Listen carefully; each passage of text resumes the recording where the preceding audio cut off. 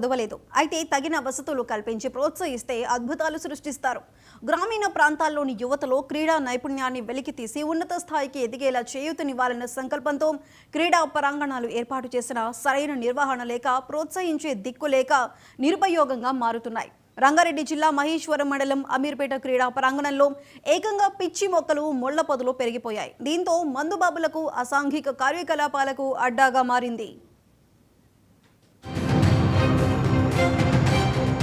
మహేశ్వరం మండల కేంద్రంతో పాటు 33 గ్రామ పంచాయతీల్లో క్రీడా ప్రాంగణాలు ఉన్నాయి.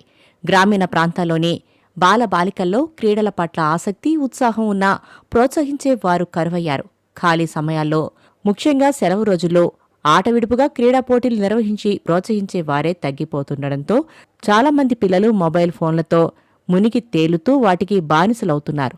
దాదాపు ప్రతి ఇంట్లోనూ మొబైల్ ఫోన్ బాధితులు తయారవుతున్నారని ఆందోళన వ్యక్తం చేస్తున్నారు మేధావులు. రాజకీయ నేతలు చిన్నతనం నుంచే ప్రజల మధ్య స్నేహబంధాలు, ఆరోగ్యకరమైన పోటీ వాతావరణాన్ని నెలకొల్పే విషయాన్ని పట్టించుకోవడం లేదు.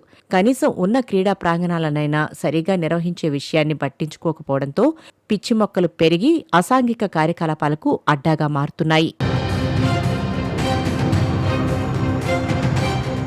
మహేశ్వరం మండలం కేంద్రంలోని అమీర్పేటలోని క్రీడా ప్రాంగణం మందుబాబులకు అసాంఘిక కార్యకలాపాలకు అడ్డాగా మారింది. గ్రామస్తులు క్రీడా ప్రాంగణాన్ని చేరుకోవాలంటే 2 కిలోమీటర్ల దూరం వెళ్లాల్సి వస్తుంది.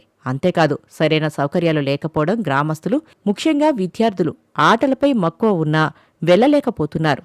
గ్రామంలోనే రచ్చబండలు, ఇతర ఖాళీ ప్రదేశాల్లో హోటళ్లు లేదా సిట్టింగ్లతో కబుర్లతో కాలక్షేపం చేస్తూ ఆటలు ఆడే విషయాన్ని మర్చిపోయే పరిస్థితి ఏర్పడిందని క్రీడాకారులు, క్రీడాభిమానులు ఆందోళన వ్యక్తం చేస్తున్నారు. సమాజంలో శాంతియుత, స్నేహ సంబంధాలు, సంపూర్ణ ఆరోగ్యాన్ని కలిగించడంలో క్రీడలది కీలక పాత్ర. దైనందిన జీవితంలో ఎంతో ముఖ్యమైన క్రీడా రంగాన్ని నిర్లక్ష్యం చేస్తున్న విషయాన్ని పాలకులు, అధికారులు ఇప్పటికైనా గుర్తించాలి.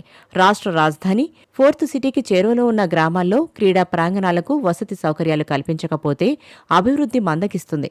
సమాజంలో చెడు ధోరణి పర్యవసానాలతో ఆందోళనకు గురవుతున్న ప్రజలకు భరోసా కల్పించేందుకు గ్రామీణ క్రీడలను ప్రోత్సహించాల్సిన అవసరం ఎంతైనా ఉంది.